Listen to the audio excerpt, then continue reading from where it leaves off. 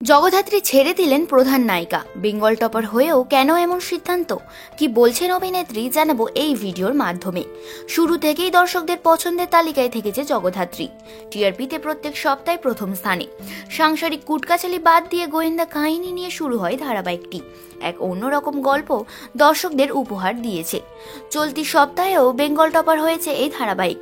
অঙ্কিতা মল্লিক ও সৌম্যদীপ মুখার্জির জুটি দর্শকদের ভীষণ প্রিয়। এছাড়া আরও নানান অভিনেতা ও অভিনেত্রীকে দেখা যাচ্ছে। প্রত্যেকটা চরিত্রই দর্শকদের কাছে জনপ্রিয়। আর সেই রকমই এক চরিত্র হলো কৌশিকী।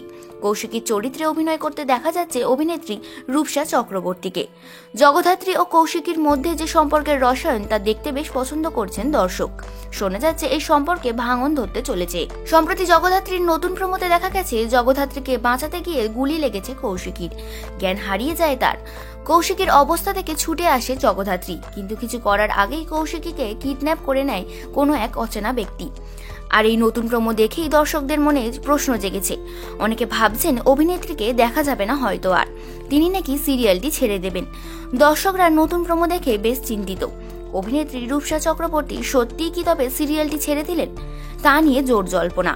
অভিনেত্রী এই বিষয়ে এখনো কিছু মন্তব্য করেননি। আবার অনেকে ভাবছেন তিনি হয়তো সিরিয়াল ছাড়েননি, দর্শক তাকে আবারও পর্দায় দেখতে পাবেন।